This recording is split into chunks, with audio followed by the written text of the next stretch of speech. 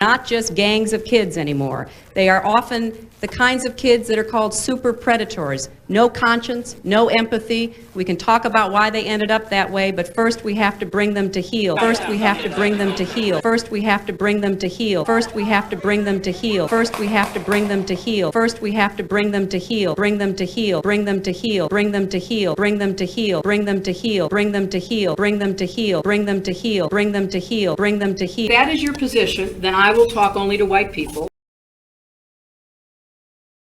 Many of you voting for Hillary, but that's a wicked woman. All of a sudden she know about Trayvon Martin. All of a sudden, the boy been dead nearly 2 years. Now she's talking about him like she met the mother and this is Satan. You fall for that crap. Most of you that went to jail for having a little blunt in your pocket, they arranged that. The Clintons. Mass incarceration came about under the Clintons. Don't forget that.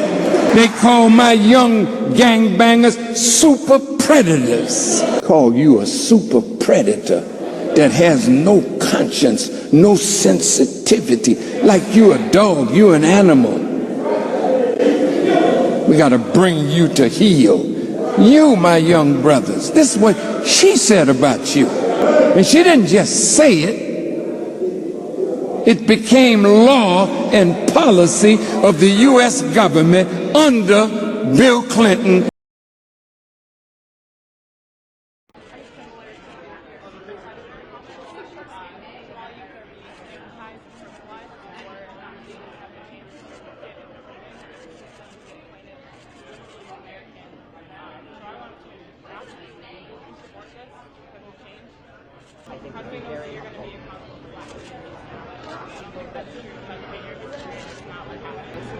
You know what, dear? You have a different opinion.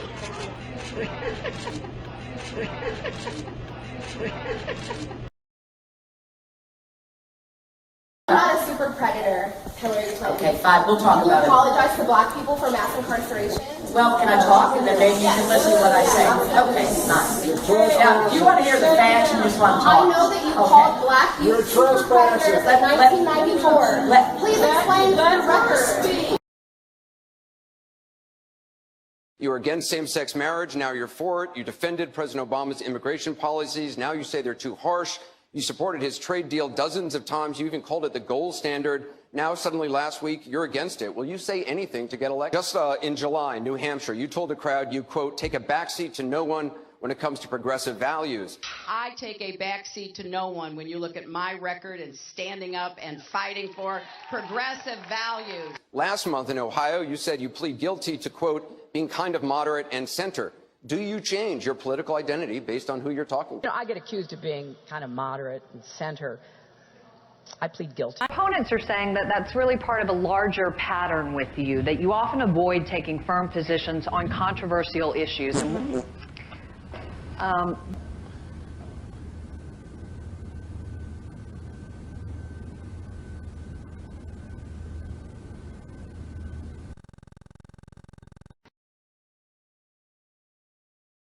Sister Hillary Clinton is the Milli Vanilli of American politics. She lip sings, she gives lip service, but when it comes to policy, who supported crime bill? Who supported not just deregulating of market of banks, but also pulled the rug from under welfare?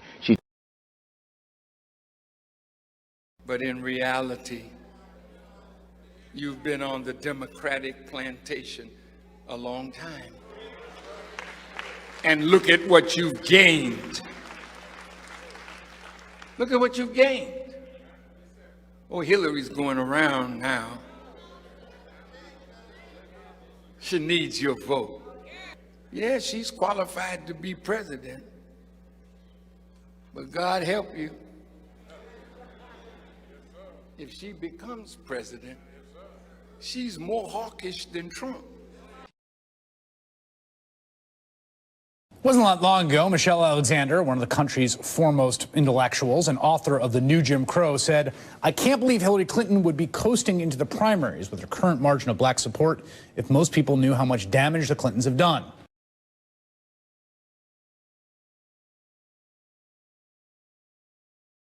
We understand who Trump is. We understand who Clinton is. I want you to think for yourself.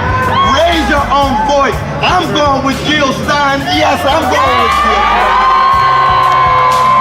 Why? Because the Democratic Party and Hillary Clinton, they don't own my vote. They don't own my voice. They don't own me. I'm a free black man.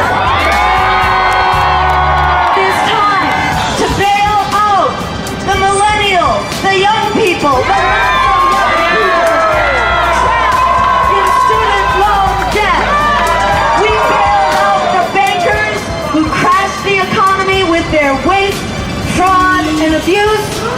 It's time to bail out the victims of that abuse, a younger generation that has been held hostage in student debt.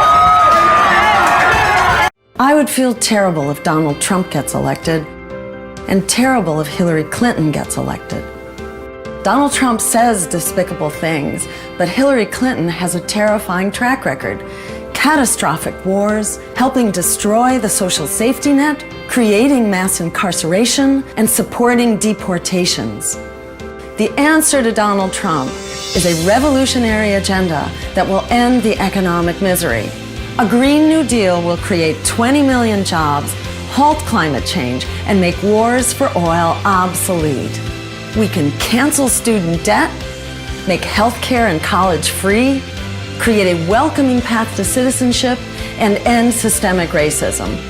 It's time to reject the lesser evil and fight for the greater good, like our lives depend on it, because they do.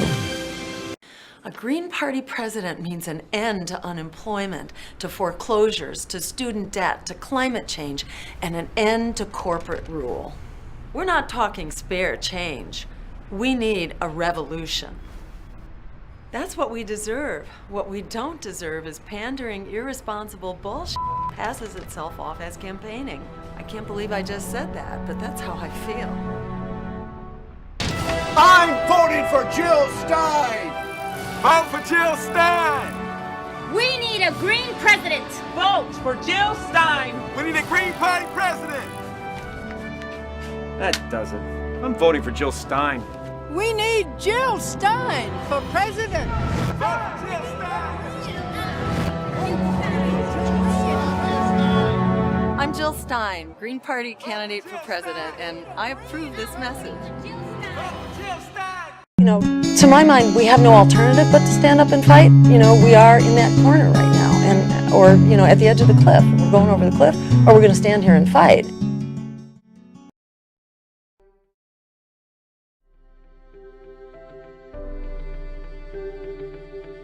That this is really war.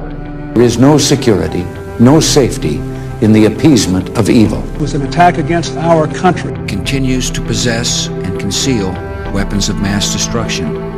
So this was an act of terrorism designed to kill innocent people.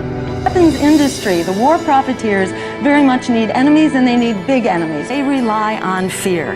They don't want you to vote your values. They need to use the scary tactic of, oh, the other guy is worse. Why is that? Because at the end of the day, they are not on your side. Because in supporting the lesser evil, we silence the progressive agenda. It becomes disappeared. Silence is not an effective political strategy. We have to stand up and fight for what we need. We articulate it. We have to put it on the table.